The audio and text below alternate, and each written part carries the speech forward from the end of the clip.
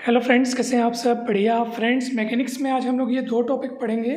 तीन बलों के अंतर्गत साम्यावस्था और बल समांतर चतुर्भुज। इसमें हम समांतर चतुर्भुज का नियम पढ़ेंगे। बहुत इंपॉर्टेंट टॉपिक है, बेसिक टॉपिक से इनका इस्तेमाल आगे के सवालों को बनाने के लिए होगा। दोस्तों, पिछले वीडियो में आपने एक बहुत ही महत्वपूर्ण सवालों को समझा होगा। ये वाला सवाल जो हमने पिछले क्लास में देखा था, 3P 7P तथा 5P बल क्रमशः, ये सवाल बहुत इंपॉर्टेंट है, बहुत बार पूछा गया है। इसका कंप्लीट सॉल्यूशन हमने दो तरीक़ों से समझा था, तो ये वीडियो ज़रूर देखिएगा। और इसके पहले जिसमें हमने रिडक्शन ऑफ कोप्लेनर फोर्सेस इसको समझा, तो ये सारे टॉपिक्स के वीडियोज़ आपको डिस्क्रिप्शन बॉक्स में मिल जाएंगे, इनके लिंक ज़रूर देखिएगा दोस्तों। तो चलिए, तीन बलों के अंतर्गत साम्यावस्था ये आज का हमारा टॉपिक है, इसको हम समझते हैं। देखो, मान लीजिए कोई पिंड है। अब तीन बल लगा करके इसको आपको साम्यावस्था में रखना है। साम्यावस्था बोलने का मतलब ये है कि बल लगे भी और ये पिंड इधर उधर हिले डुले भी मत। ठीक है, सामान्य तौर पे आप सोचते होंगे सर किसी पिंड में बल लगाएंगे वो तो सरकेगा, लेकिन है ना भाई। लेकिन साम्यावस्था क्या होती है? साम्यावस्था में क्या होता है, बल उस सिस्टम में लगने भी चाहिए, लेकिन उन बलों का जो टोटल प्रभाव है, जो रिजल्टेंट इफेक्ट है, वो ज़ीरो होना चाहिए। यानी कि बलों के लगने के बावजूद पिंड विरामावस्था में रहे, पिंड इधर उधर मत भागे, तो हम कहते हैं कि पिंड साम्यावस्था में है। तो सीधी सी बात है, एकदम कॉमन सेंस है। मान लो तीनों बल एक ही दिशा में लग रहे हैं, तो आप बोलोगे सर फिर तो वो साम्यावस्था में कैसे रह पाएगा? वो तीनों बल मिल करके इस पिंड को खींच ले जाएंगे। ठीक है, तो तीनों बल मिलकर के भी इस पिंड को साम्यावस्था में रखें, इसके लिए थोड़ा सा तो इसमें कुछ तरीका होना चाहिए। उदाहरण के लिए आप देखो, यदि दो बल मान लो यहाँ पे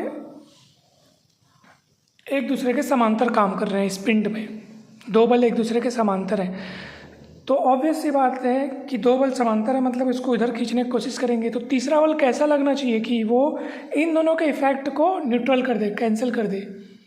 तो ऑब्वियस सी बात है कि वो तीसरा बल इन दोनों से ज़्यादा शक्तिशाली होनी चाहिए और वो जस्ट अपोजिट दिशा में लगना चाहिए, ताकि ये दोनों बल मिलकर इस पिंड को जो उधर खींचने की कोशिश कर रहे हैं, तो ये जब इधर लगेगा तो उनके प्रयास को ये रोकेगा। तो इसकी शक्ति इन दोनों से ज़्यादा होनी चाहिए, बल्कि इन दोनों का टोटल होनी चाहिए, क्योंकि जस्ट अपोजिट डायरेक्शन है, पैरेलल है, अपोजिट है। ठीक है फ्रेंड्स, तो याद रखिएगा कि अगर दो बल समांतर हैं तो तीसरा बल उनके अपोजिट होगा। ठीक है, और मान लीजिए, अच्छा एक और बात आप यहाँ पे ये समझिए कि देखो, सबसे पहले ये दो बल अपन यहाँ पे बनाए थे, तो हम बोले थे कि ये वाला इस पिंड को इधर खींचने की कोशिश करेगा। अब इन दोनों बलों का मान लो एक रिजल्टेंट इफेक्ट ये है, मतलब ये बीच वाला कौन है बताओ? इन दोनों का परिणामी है, परिणामी, यानी दो की शक्ति मिलाकर के मैं ये बल बनाया हूँ। ऐसा मत सोचना कि सर टोटल चार बल हो गए, चार बल नहीं है, तीन बल हैं। कौन कौन से? एक दो तीन। तो ये बीच वाला कौन है? बीच वाला जो है वो इन दोनों को मिला करके जो एक नया इफेक्ट बना है भाई, ये जो है ना बीच वाला, वो इन दोनों का परिणामी है, इसको R' बोल देता हूँ। तो ये जो रहेगा ना, वो इसके सीध में इस दिशा में रहेगा और इसकी शक्ति जो है वो इसके बराबर रहेगी, और ये जो है वो इन दोनों को मिला करके एक इफेक्ट तैयार हुआ है। तो ये पिंड विराम अवस्था में रहेगा दोस्तों। अब मान लीजिए ये समांतर नहीं है, मान लो दो बल, बल्कि ऐसे हैं कि दो बल ऐसे गुजर रहे हैं, ये ऐसे P उधर जा रहा है और Q इधर जा रहा है। तो ऑब्वियस सी बात है कि अगर तीसरा बल फिलहाल मैं अगर न बनाऊँ तो ये दोनों पिंड को देखो ना, ये इधर इधर, मतलब कहीं ना कहीं पिंड सरकेगा। कहाँ सरकेगा मुझे नहीं पता। मान लो इन दोनों का परिणामी जो है वो इधर जाता है, R क्या है?